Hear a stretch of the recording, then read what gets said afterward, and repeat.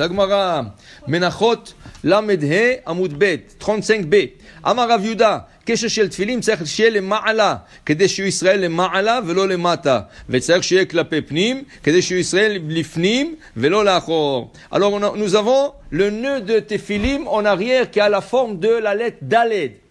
C'est le nœud que Hachem a montré à Moshe Rabbeinu dans le Chorev. Chorev, c'est la montagne où Hachem est passé. Il a dit, regarde, quand je passerai, je te donne le droit de voir en arrière qu'est-ce qu'il y a. Et Rachid dit, qu'est-ce qu'il lui a montré? Comment faire le nœud de Daled. Vous savez qu'il y a une grande discussion. Comment faire le nœud de Daled? Il y en a, aujourd'hui, c'est très courant de faire le Daled normal. Une barre horizontale et une barre verticale. Comme Daled. Mais il y avait à l'époque aussi une coutume de faire comme 4 carrés, 4 petits carrés. Tu vois le nœud, c'est 4 petits carrés. Ce 4 petits carrés, si tu regardes bien, c'est 2 Daled. Une en haut et l'autre à l'envers. Ça aussi c'est Daled. Malgré que ça a l'air d'un carré, un grand carré avec 4 petits carreaux dedans, c'est Daled en haut et Daled en bas. Cette coutume a un peu disparu et aujourd'hui la coutume la plus répandue c'est de faire carrément un Daled et un seul Daled, un grand Daled. Ce Daled, il doit se placer sur l'os en arrière, la fin du crâne, en os en arrière, mais il doit rentrer un peu dans le creux.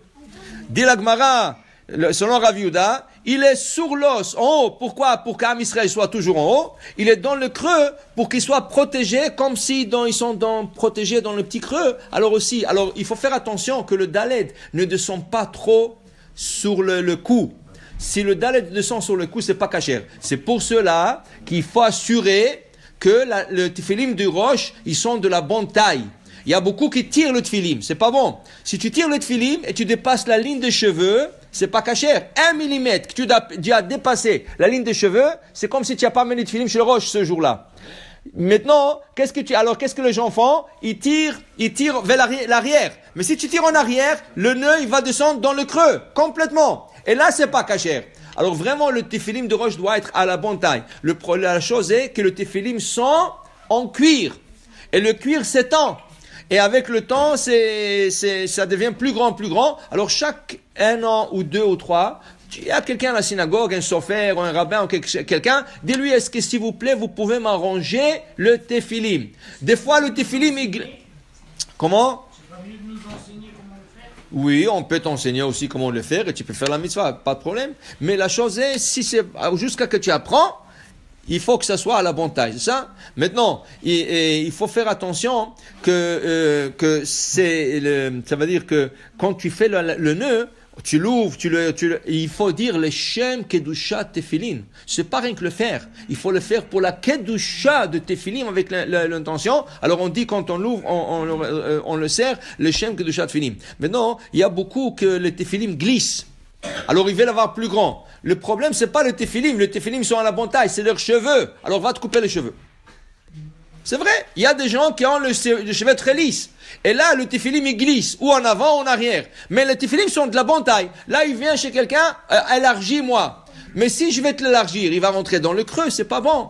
Alors ça veut dire que, en d'autres mots, va chez le coiffeur, va t'arranger le cheveu. Et comme ça, vous savez que chez le coiffeur, tu peux avoir beaucoup de choses. Hier, j'ai lu une histoire du Rav Kanievski.